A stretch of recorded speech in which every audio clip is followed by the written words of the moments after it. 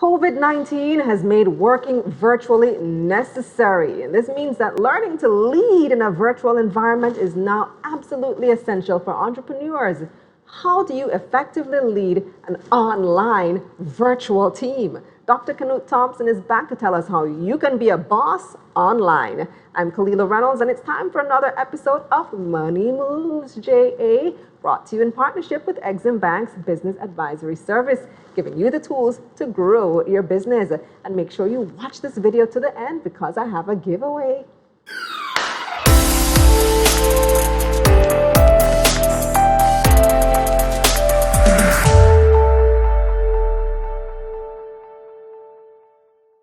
Welcome back, Dr. Thompson. Last time you were here, you gave us so many gems. I really appreciated that. Today, we're talking about a very relevant topic, virtual leadership. Yes. I find that it's a little bit different. A lot of people say that it was fun at first, doing the Zoom and not having to go into the office.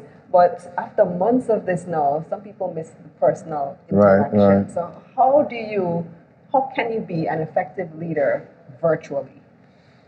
Yes, as you've said, it's an important area for consideration, especially since it's likely that virtuality is going to be a part of our future. I think there are three ways, among others, in which we can be an effective leader virtually.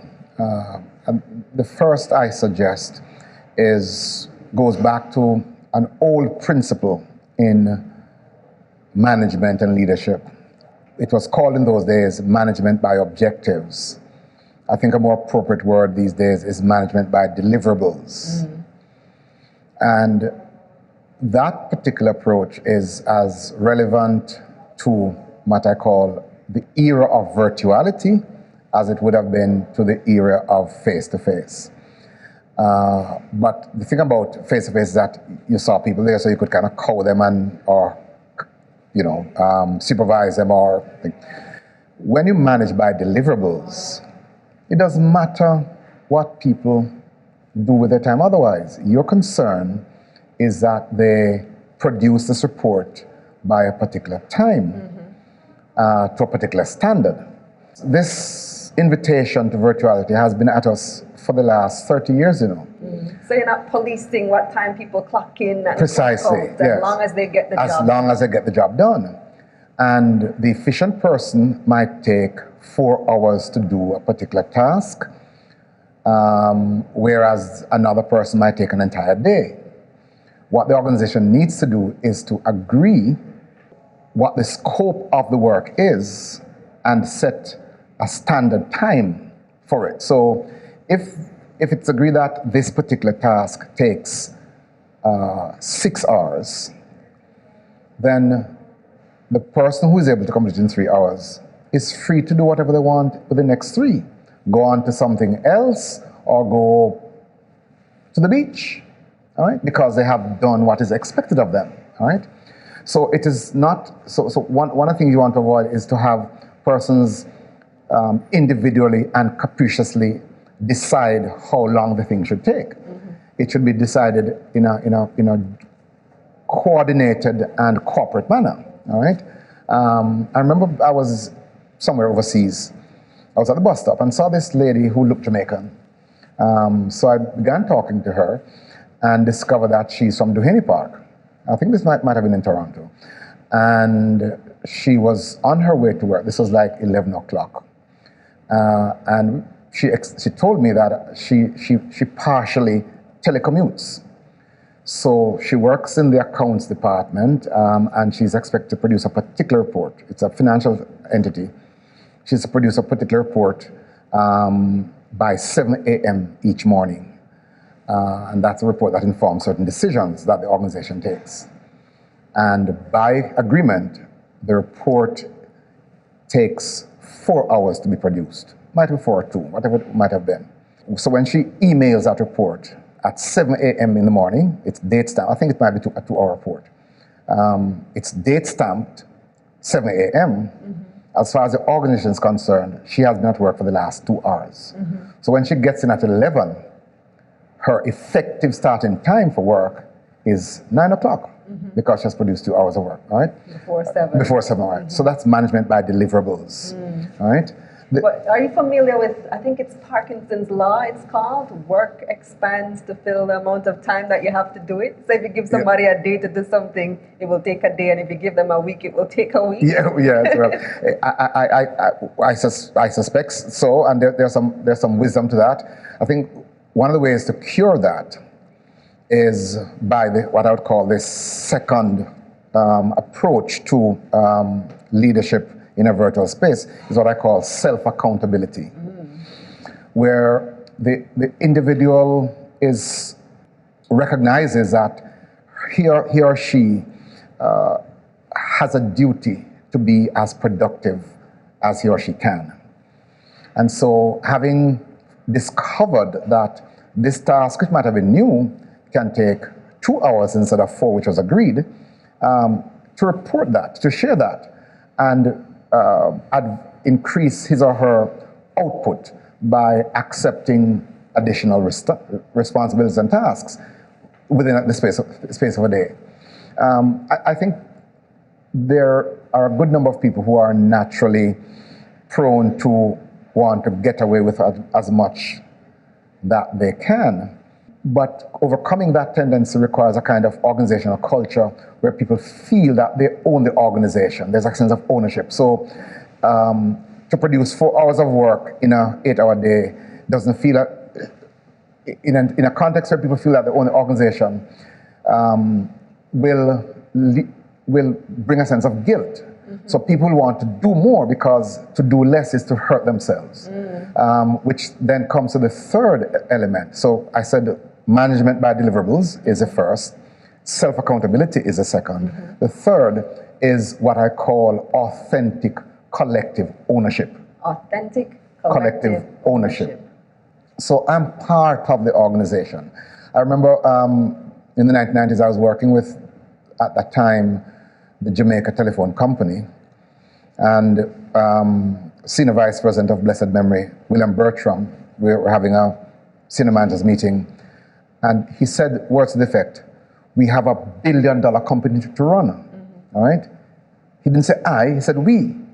And he was making it clear that all of us inside there, and one of the things the company did, if you recall the history, when it shifted from Jamaica Telephone Company to Telecommunications of Jamaica, every employee had a chance to buy shares. All right? So we all own the company. All right? Now, no, nothing is perfect. Company is perfect. There were issues of accountability and efficiency. But the fact is that you're moving towards creating the sense that if I don't deliver, I'm not only hurting myself. Sorry, I'm not only hurting the company, I'm hurting myself. Because now you're invested I'm invested in the company. Collective, authentic ownership. I love that. Yes. So how is leading a team virtually different than regular in-person leadership? You know, as I thought about it, I am not sure that the differences are vast, but I think they are significant, all right? And the first area of critical difference has to do with what I call MBD, management by deliverables. So whereas in a face-to-face context, you have a set of halfway cubicles, the supervisor sits at this end and can see what's happening. Now the person is at home and you can't see. So restructuring the organization so that tasks which were typically deemed to be only executed or could only be executed inside the space of the building, the organization can be done elsewhere. So reconfiguring work processes and work outputs to make for easy measurement of what people have done is the first critical requirement of leadership in this context. The second I would suggest is what I would call defining measures of success. And this is not new language by any means, but measurements of success really means that although the thing is done, what are the key measures of how well it meets the expected standards. All right. Although it was agreed for 4 hours, that you were able to do it for 3 hours, does that now become a precedent? All right. That the average error rate among other members of the team was X, that your error rate was lower than the average. To what extent can you use that error rate to become the standard for the rest of the organization? Or at least a standard for that person. If you're a boss and he said, I expect more of you because I know you can perform at this level. Correct. Is that fair?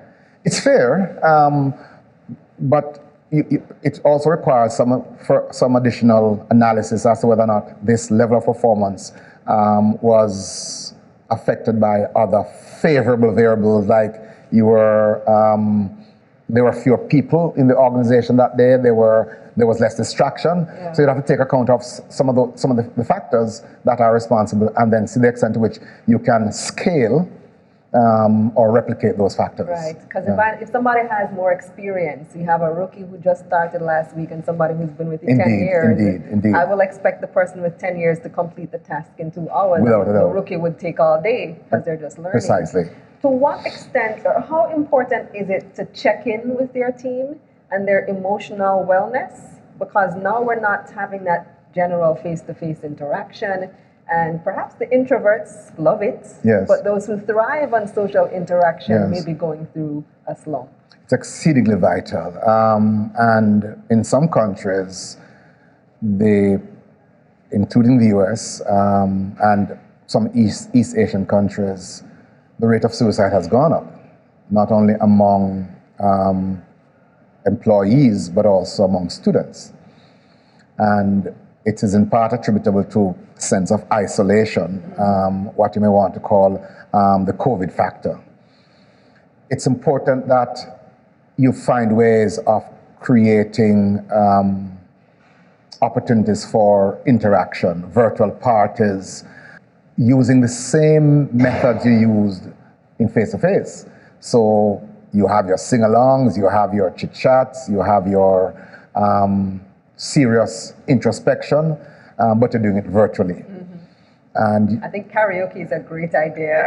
Without yes, you can do that.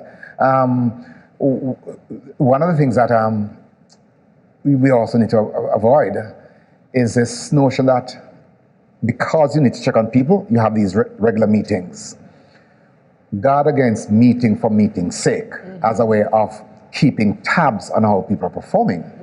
But ensure that you create opportunities for what I call differentiated forms of engagement, where people just learn to share without an agenda.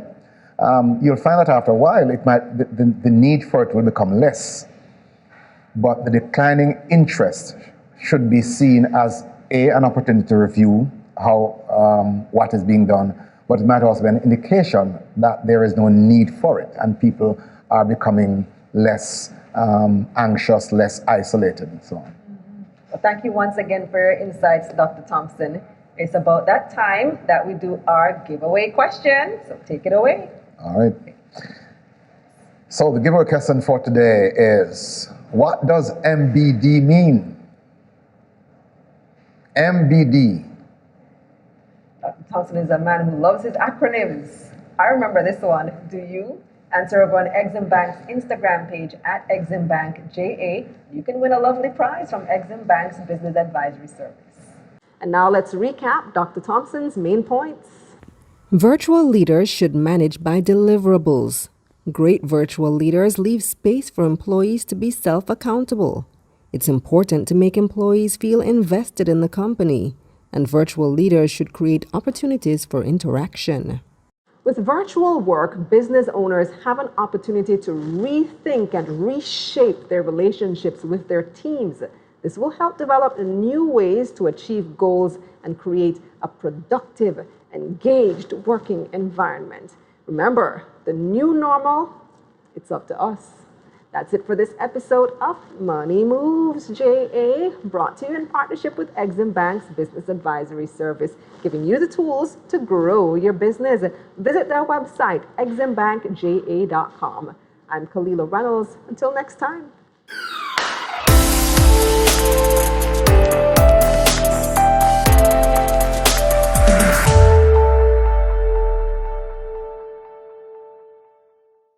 Let's get this money.